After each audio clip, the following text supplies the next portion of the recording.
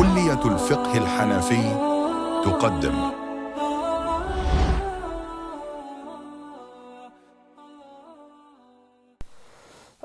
بسم الله الرحمن الرحيم. نحمده ونصلي ونسلم على رسوله الكريم. أما بعد. Hope everyone's doing well. So welcome to lesson 14, in which we are now currently looking at some of the books of Dala'il. So just to recap, we've looked at we introduced the work Al-Hujjah al-Ahl Medina Imam Muhammad, the Sharh Ma'ani al-Athar of Imam Tahawi, the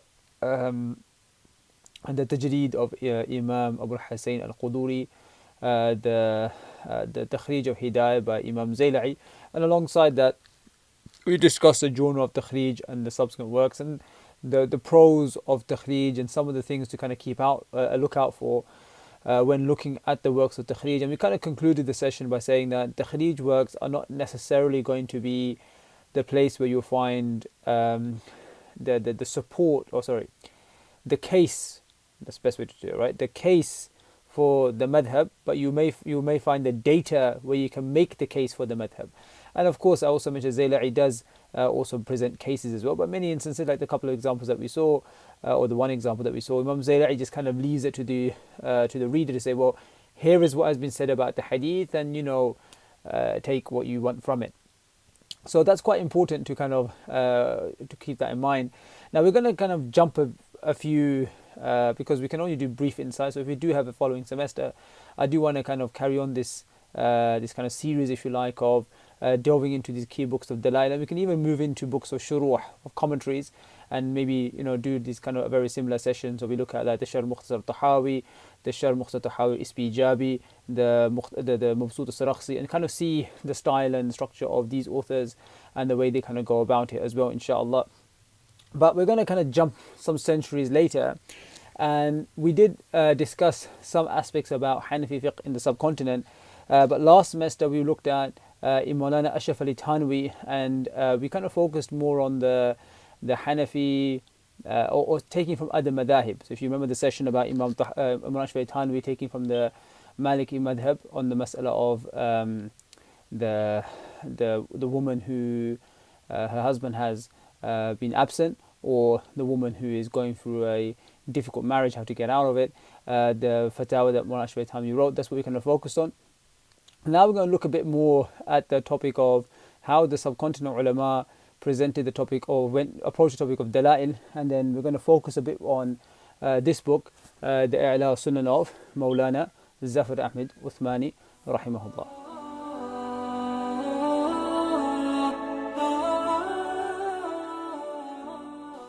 Okay, now if we are to do these kind of sessions like Dala'il al-Madhab with the books of the ulama of the Indian subcontinent, this would take, and I'm not exaggerating in any way, but it would take, we're talking about 15, 20, 25 sessions if you do one per book, because there's numerous works written by the subcontinent ulama in which they have presented, and in many instances quite unique contributions. So there is like one type of contribution where like a student of a madrasa or anyone comes along and just kind of gathers information together. No doubt that has its benefit, but in terms of like trying to provide unique insights, or critiquing previous statements against the Hanafi madhab, then the subcontinent ulama have produced a significant number of scholarship in both the Urdu and the Arabic language. So of course we're not going to be currently looking at the Urdu works. We're more focused in on the Arabic. We're going to focus on the Arabic works, but even the Arabic contribution alone has been significant by these ulama. But it's important to kind of note back to say, well, where does this method come into fruition? So I'm going to do a very brief background, because I would have touched upon this before as well, but just a very brief background on this topic, inshallah. Now, in the subcontinent, there was a strand of scholarship that was Hanafi in nature, but was highly interested in the field of hadith in terms of transmission. So when it came to discussing the Hanafi madhab or fiqh in general, there was a great interest in seeing how does this stack up with the prophetic ahadith. So scholars that kind of stood out for this were scholars like Shah Waliullah, Muhaddith al-Dahlawi, rahimahullah, who was known for his great connection and connecting the subcontinent to the field of hadith, to the hadith books. At the same time, he spoke a lot about fiqh, usul al-fiqh, and had a great amount of insights into the topic. And so, for whatever the purpose, Shah Waliullah is not our discussion right now, exactly what was he on. That would be a tangent and we'll go off for a long time, but we just want to kind of keep it more narrow into what we're trying to get at, is that this kind of leaves off a tradition within the subcontinent of numerous Hanafi scholars approaching the topic of fiqh through the lens of hadith. And it's quite a natural phenomena. What do I mean by this is that because the books of hadith were being studied, right, the Kutub al-Sitta were being studied, and the other books like the Muwatta, etc. With, like, for example, Shah Waliullah has a commentary on the Muwatta in Farsi. Now the commentary in Farsi is obviously going to be read by a wider audience, and even students that are maybe not as accomplished, of students of knowledge that are not accomplished in Arabic, they can also access this. So the books of hadith are far more accessible to people. And with that, naturally, if you're reading a hadith and then your fiqh is suggesting something to the contrary, or what you learn in the fiqh books, there's a natural contradiction or natural problem that comes about. That how do I reconcile my fiqhi practice with this hadith or ahadith that suggests to the contrary? So this kind of breeds out two different types of strands within the subcontinent. And there's a spectrum, obviously, right? But I'm going to just touch upon the two strands. One, we can let's say three strands, if you really want to, try to map it out. These are not, as I mentioned, fixed, groups per se. But let's say you have like a strand which would be much more pure Hanafism, which is that, look, we are muqallids. Our job is not to engage in the prophetic hadith. If this hadith seems to be going against our madhab, our imams would have had the response, khalas, we're not going to, we'll read it, but we're not going to use that to act upon. So that will be a more,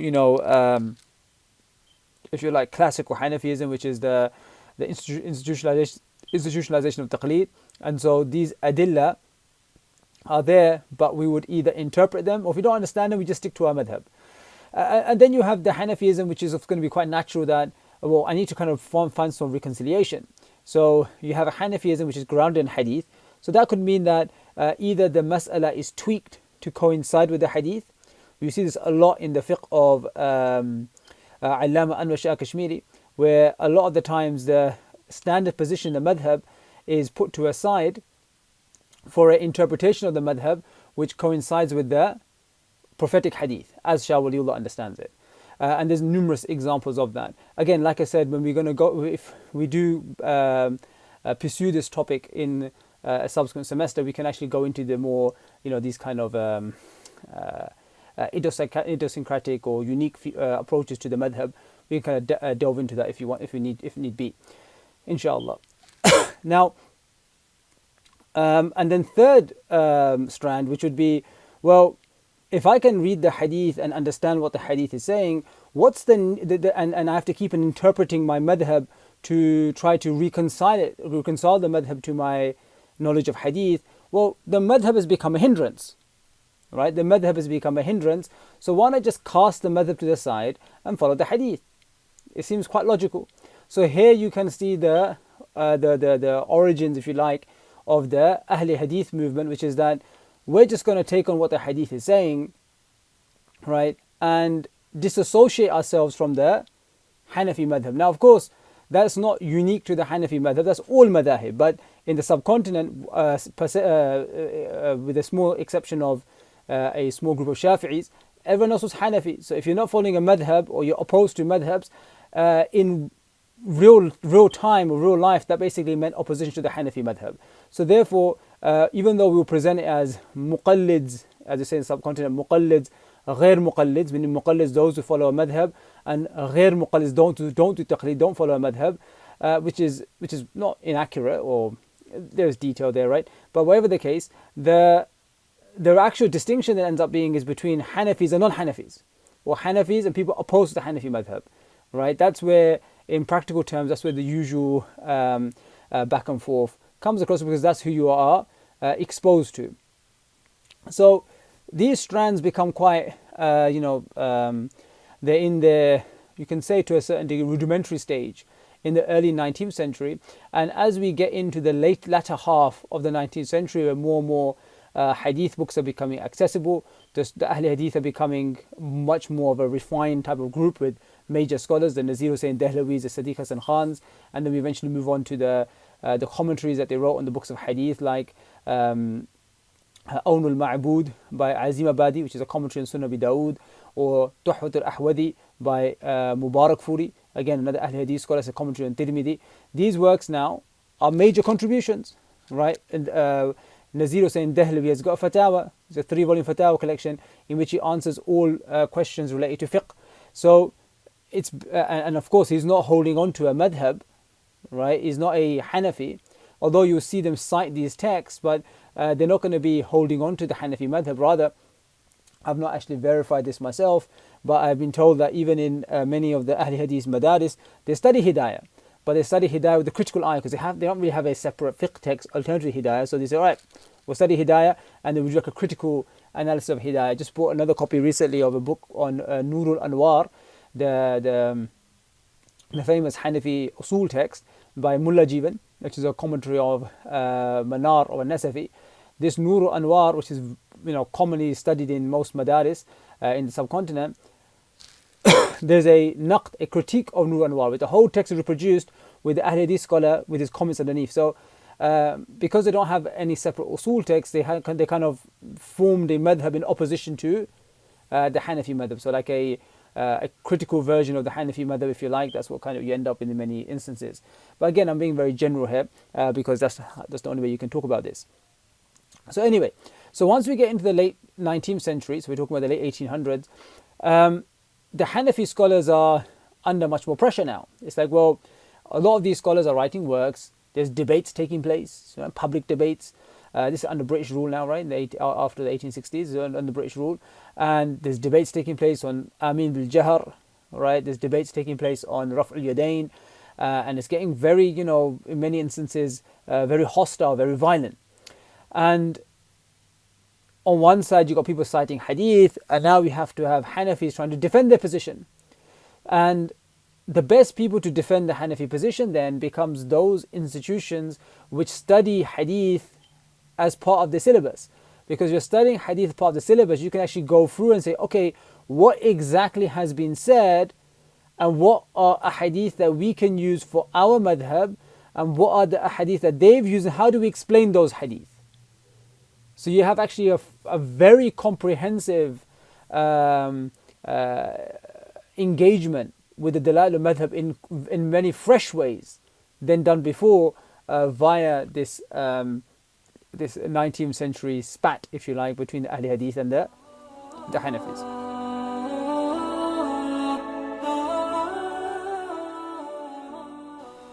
Okay, so you can see how a study of these masail become very for the Hanafis, that is, those madaris that have Hanafi madaris that study Dawra Hadith, that have at least a significant portion dedicated to studying of Hadith. And the Hanafi Dawra Hadith is actually, the Madrasa Dawra Hadith, because it's not just a maqra, which is where sometimes some people have their asanid or ijazat in Hadith, and it's purely done through a reading session, not any studying session. But in the syllabus, madrasa syllabus, you have a year, and you have another year for Mishkat. You usually have a year, some have even longer, to cover the 6 books. Now, of course, people argue that a year is not enough, but a year is still a significant time of someone engaging critically to some degree with the genre of Hadith, and that's not something to be belittled. So now, as you're teaching these books of Hadith, naturally, when you come across certain narrations, explanations are required, saying, okay, how did Imam Abu Hanifa understand these hadith? How do you explain? Now, in many instances, right, you have explanations given by early Hanafis or Imam Abu Hanifa to a hadith, but then there are sometimes arguments or sometimes novel arguments mentioned by later Shafi'is or later Malikis or even contemporary Ahl Hadith, which you haven't got any, explicit usage of them in earlier generations. Someone's kind of picked it up and said, look, this narration seems to go against your madhab, or this goes against for our madhab. So you start to get a lot of novel insights to the field of hadith, far more than in many cases that was happening for centuries, where you don't have that similar intake. Now, with the Deobandi madrasas, right, we have Mawlana Abdul Laknawi, obviously, right, but it's very, for all, just objectively looking at it, it's the Deobandi madrasas and the Deobandi scholars associated with this madrasa Deoband, which are at the forefront of providing, these very extensive commentaries, works in Arabic, Urdu, defending the Hanafi position, but primarily through the lens of hadith. Right, and as I mentioned, quite a lot of novel arguments, because these are scholars that are actually teaching the books of hadith, and as they're going through them, they are providing the comments saying, oh, you know what, this narration actually seems to support the Hanafi position. This narration seems to support that position. How do we explain it? I'll give you one example. This is not from our kitab, but just to kind of make sense of what we're talking about. So, in the Hanafi text, when it comes to pointing in salah, in tashahhud, pointing, Raf'u sababa, pointing in salah with your index finger, the Hanafi scholars have generally agreed that a person, meaning there's not a clear nas on this how to do it, but if you look at Mullah Liqari's Risal and other Rasail, one of the ways that's usually mentioned is that at the time of tashahhud, when you're saying Ashhadu an la ilaha illallah, you point your finger, and then when you say, so you point your finger at tashahhud in nafi, and then after ithbat you put it down again, so you put up and you go down. So the tashahhud is mentioned with different details of how to put your fingers, but the general gist of it is that the finger is pointed up and then down. Now, the problem that you come across with this explanation is that there is no detailing of the placing down of the finger in any hadith. So if you were to go back, and from my reading, and maybe someone's found this, but from my reading, I've not found anyone that's in the past cited a hadith to explain this motion. When Maulana Khalil Ahmed Sahananpuri was writing his commentary on the Sunnah Abi Dawood called Badrul Majhood, with the notes of his student Sheikh Zakaria Kandahlawi rahimahumullah, they come across a hadith in Abu Dawood which says that the Messenger of Allah sallallahu alaihi wasallam pointed his finger wahannaha, and then curled it. So they go, look, maybe this is the explanation that we're looking for what it means by raising and then placing it down. Placing doesn't mean complete placing down, it means curling the finger down. Right? So if you, although it's, we can argue and say that, is that a major issue? Well, it's probably not a major issue. But the manhaj is what I'm trying to highlight here, the method here, is that we've kind of looked at a hadith quite novelly, in a quite novel way rather, and we've explained the mas'ala within the light of that, where in practical terms it shifted the mas'ala, because I'm pretty sure no one was doing that, everyone was placing it down. So you've kind of taken the letter of the law but explained it in light of the hadith. So you do see things like that come out of these works. Okay, so within this commentary genre, right, within this commentary genre of these Hanafi scholars writing detailed commentaries on books of hadith, in it, a large part of it is there to defend the Hanafi position. Great works come into print. So I'll mention a couple of books just so you can get a feel of what I'm talking about, and then you guys can refer back to them. But like I said, these will be they all have quite of their own stories behind them. They also have specific features of how they operate. So there's a whole host of things to kind of look out for. That's why I said you can dedicate separate sessions to them, but we're not going to go through all of them. Maybe something, if this is in feedback that you found interesting, we can maybe do this in these other books as well, inshallah, in the coming lesson, if in the following semester, if there is one. So you have this initial group of teachers. Let's say someone like Maulana Rashid Ahmed Gangohi or Sheikh al-Hind, Maulana Mahmud al-Hasan al-Deobandi. Their teaching of hadith was considered to be very mukhtasar, meaning there was only very few comments were mentioned in their books when they were teach. So Maulana Rashid Ahmed Gangohi's teaching of Tirmidhi and Bukhari was noted down by Maulana Yahya Kandahlawi, who's the father of Maulana Zakaria Kandahlawi. Right, a transcription of the the lectures of Mullah Gangohi have been transmitted by Mullah Yahya Kandahlawi for both Tirmidhi and Bukhari, and it's not lengthy, but there's some notes there you can find. And on these two, you have Sheikh Zakaria Kandahlawi, who goes into much more detail into both. So, for example, the Bukhari copy, which ends up being called Kanzul Mutawadi by Sheikh Zakaria, this is published in 23 or 24 volumes, and then the one on Tirmidhi is published in around 10, 11 volumes more recently. So you got the commentary there on just Bukhari and Tirmidhi. If you stick to Bukhari, then Allama Anwar Shah Kashmiri has had very lengthy durus, lessons on the Sahih Bukhari, which was then transcribed by his student Maulana Badr al-Mirti. Right, this book was then called Faydul Bari by Allama Anwar Shah Kashmiri, which is considered one of the more unique and amazing contributions to the field of hadith, and then specifically in the commentary of Bukhari genre. Right, Allama Kashmiri's Faydul Bari stands out, and then Badr al-Mirti has his own hashia to that as well. It's a very famous commentary of Allama Anwar Shah Kashmiri. On the Sunan Abi Dawud, we already noted, there was a commentary by Maulana Khalil Ahmed Saharanpuri called Badr al-Majhood.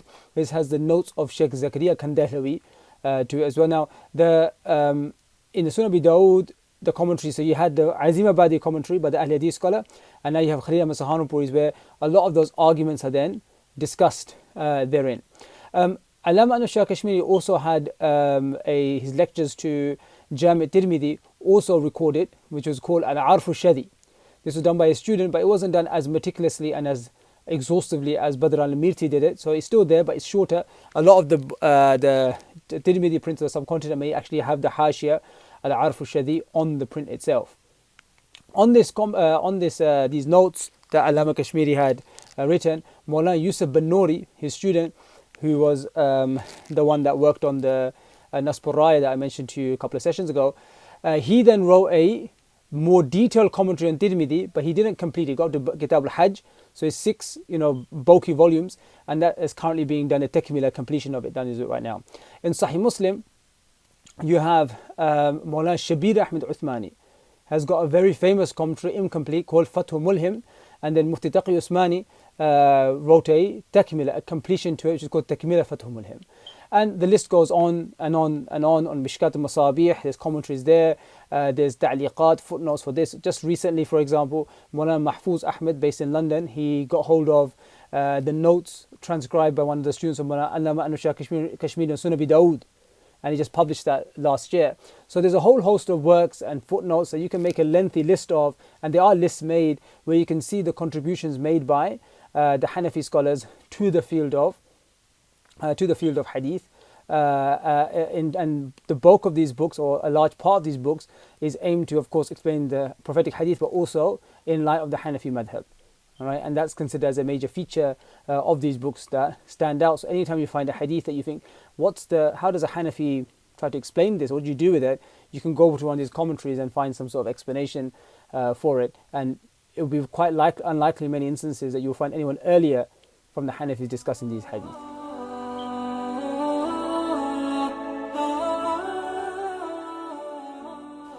Okay, so now those are the commentaries on hadith, and we can look at that maybe in the future, but for our purpose, we're looking at this book of Maulana Zafar Ahmed Uthmani called I'la al-Sunan, which is considered one of the difference between the I'la al-Sunan is that it's not a commentary of a hadith book, rather it's actually dedicated to the topic at hand, which is that the ahadith which defend or support the Hanafi madhab, it's a collection of that with a exhaustive explanation, a commentary.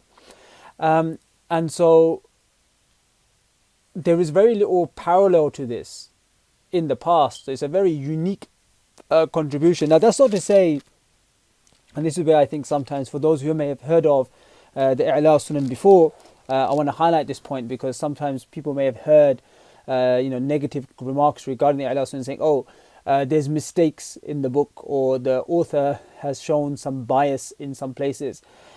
Assuming all of that is true, which I don't have, I'm not going to argue against all of that, but I will say two things. Number one is that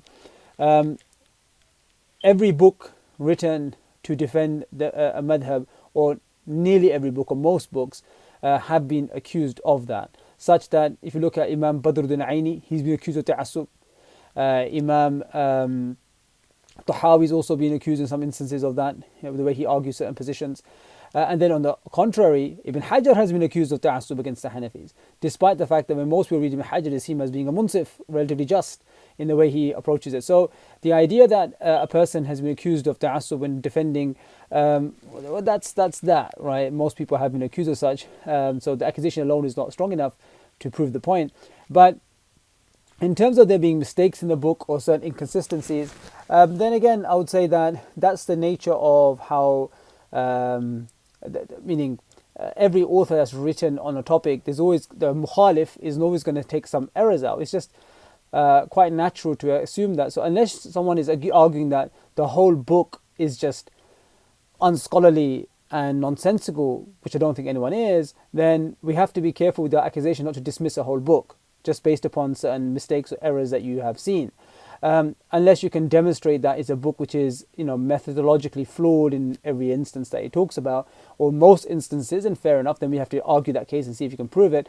But if you're providing odd cases in a 20 plus volume work, then I don't think that's that's significant, the fact that you can find certain errors. And of course the mukhalif, the opponent, is naturally not going to buy the argument, because if they won't be a mukhalif, then they accept it. So that's just the nature of the works that we have. But there are some more serious criticisms against the book, which I will try to touch upon inshallah in the last session. So just some background to this work. I'm going to be very brief here. You have so we already gave like the backdrop for this attempt of defending the Hanafi madhab, which had become a great an activity on the behalf of many of these Hanafi scholars that were engaged in hadith. And I didn't mention the Urdu books and the Urdu Rasail, and even the separate risalas written on specific topics. So like Alam Anwar Shah Kashmiri that we mentioned before, the specific risalas he had in which he discussed specific topics, like Raf al-Yadain, he's got a whole risala on it, right? Mawlana Abdul Laknawi, right, alongside his commentaries like on the Muwatta Imam Malik, he has separate risalas on a number of topics. For example, on wiping the nape, right, he's got a risala on that, and so on and so forth. So that's not something which is we've not even touched upon, and again in Urdu will be far more. But within that one collection of hadith that became very popular was a book written by Imam An-Nimawi, Imam An-Nimawi, which is called his book is called Athar al-Sunan, right? Athar al-Sunan, and this is a relatively small book which goes for just the first two chapters of fiqh. And he brings in a hadith with just basic kalam on the isnad or the hadith itself. So he brings a hadith and like a basic comment, and it's like a syllabus book in essence, where you can actually study in madrasas. And it was quite unique because it's a collection, like you have the Bulugh al-Maram of Ibn Hajar. It's like the Hadith al-Ahkam, but for the Hanafis. So we had examples like Mishkat al-Masabih. Again, the Mishkat al-Masabih is a book written by Shafi'i. It's not so a lot of the evidences that are provided are going to be for the Shafi'is, or those who at least agree on those positions with the Shafi'is. But then you have later on Zujajat al-Masabih, which is written by a Hyderabadi scholar, which tries to do the same thing but provide the evidence that the Hanafis use. So like the Athar al-Sunan is written, and it's a very, it's simplicity but with an effective. And so when this book was published, it had a great, reception amongst the Hanafis. There was a response written by Ahl Hadith scholars. Mubarakfuri wrote response, and then numerous Hanafi scholars, they wrote footnotes to it. Him himself as well, hashiyas and sharh, etc. Maulana Ashraf Ali Thanwi, when he saw this work, he was very much impressed by it. But he said, if only we could do something like this, which would cover all the abwab of fiqh. So this only takes the first two abwab. What if you can do something that covers all the abwab of fiqh? Right? Wouldn't that be an amazing attempt? So he was initially trying to do it himself, and to be honest, this is not an easy task. And Mu'ashwar Thanwi was someone who's very much occupied. Remember, he had his khanqa, you have his, so he's got his Sufi practices with his students and books that he's writing, and his fatawa, and then at the same time he had many scholarly endeavors, like he's got his large commentary on the Mathnawi, 16 volumes. Right, his Malfuzat alone just shows you how active he was in terms of engagement with his murids, is in 20 plus volumes. So his works were extensive, and so this was required a lot of time, because you need to kind of go through a number of hadith books and select hadith that you think are relevant to you. So remember, a lot of the hadith are not going to be necessarily found within the chapter, because the way that fiqh is derived is, okay, let's say Bukhari or Muslim, they bring a hadith in Kitab al-Salah, but there could be a topic or a point mentioned in that Kitab al-Salah hadith, which is Salah related, may be relevant to a mas'ala in zakat, or a mas'ala in hajj, or a mas'ala in or in about slavery, right? But the hadith is brought here, so this actually requires quite a comprehensive reading of the hadith literature and bringing out those narrations. So Mullah Ashwath Thanwi did attempt these a couple of times, but it never came to fruition. Those parts were published. I've not seen any of these earlier works. I think there was like a manuscript someone was sharing, etc. But I don't really see what would be because these works were then eventually included within the I'la Sunan. So having the earlier stages of it may be a good historical analysis to see, documenting how this book was written. But in terms of meaningful, contribution to the field or adding to it, I don't think it's going to add much to it, because that content was included later on. So you have these books that were written. I think one is called Jami' al-Athar, and then you have these other names, etc. So then eventually Mullah Ashwath Thanwi gets one of his students to kind of say, all right, you know what, let's gather these hadith together. So we got these gathered, and then we write a commentary to them. So he gets one of his students to start writing commentaries, and as the student is writing his commentary, he starts to basically take positions which are against the Hanafi position, and go against what the Hanafis are saying. And when he notices this, he gets a bit, Mullah Ashwath Thanwi is like, well, this is problematic, because firstly it goes against the purpose of what we're doing, and secondly it's attributed to me, right? So he kind of takes him off the project and gives it to his nephew, Mullah Zafar Ahmad Uthmani. So Mullah Zafar Ahmad Uthmani has all of these kind of books written in, so you can say, and they're like they're not, some are published, right, but in the manuscript sense, in terms of not the incomplete research, incomplete works, and he kind of gathers that all together, puts it into one book, and then he starts writing a commentary on all these hadith, right? So he gathers all the hadith together, starts writing commentary on all these hadith, and the other student of Mullah Thanwi, he starts to respond to him as well. And this goes on to become a very large commentary. And so thereafter, there are two introductions written to the book. There are two introductions written to the book. One is an introduction to fiqh in general, where you have a risala written by Maulana Habibur Rahman Kairanawi, which is a rad on Ibn Qayyim, and I think on Ibn Hazm as well. And then he has, Zafar Usmani has a biography of Imam Hanifa and the Sahibain, and basically a defense of Imam Hanifa's character. And then that's like the fiqhi, the first part is a fiqhi introduction. He discusses, and Ibn Qayyim is a response to part I'lam Waqi'een, talking about taqreed and ijtihad. And then on the other volume, which is probably more popular because it's published separately, is called, it was basically an introduction into the science of hadith, but written within the, for the reader to keep an eye out for the usul used by Mullah Zafar Ahmad Uthmani in I'la Sunan. This work was then read by Sheikh Abdul Fattah Abu Ghudda rahimahullah, and then renamed Qawaid fi Ulum al-Hadith, and has been published separately. So if you buy the I'la Sunan together, it will come with it, or you can buy it separately, and then inside the Qawaid fi Ulum al-Hadith you have extensive footnotes added in by Sheikh Abdul Fattah Abu Ghudda. So that's like a separate book on Ulum al-Hadith, a chapter on fiqh, and then you have the actual I'la Sunan, which is or the actual work itself, which goes through all the abwab and provides all the evidences required.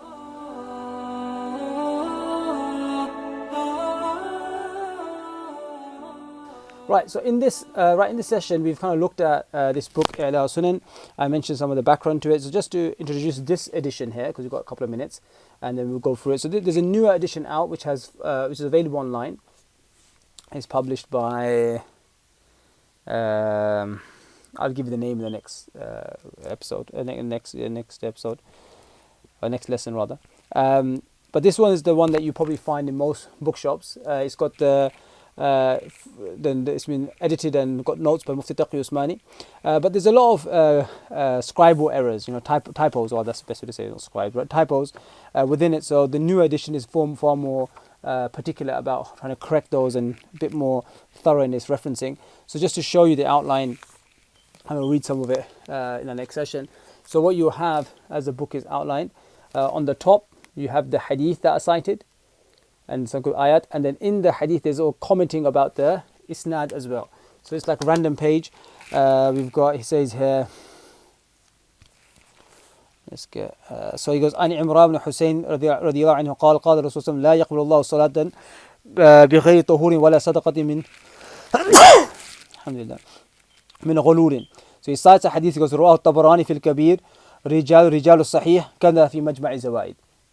So after every narration, he will mention comments, what scholars have said about the authenticity of each hadith, and then under each hadith, then you see here, under each hadith as a top here, there's a lengthy commentary, and this is the style. And then right at the bottom, you see some referencing at the bottom, where Mufti Taqi Usmani may add some notes, etc. To it. So this becomes a very famous work, heavily praised by numerous scholars, including the great Imam Zahid al-Kawthari, and it's something that has been used extensively.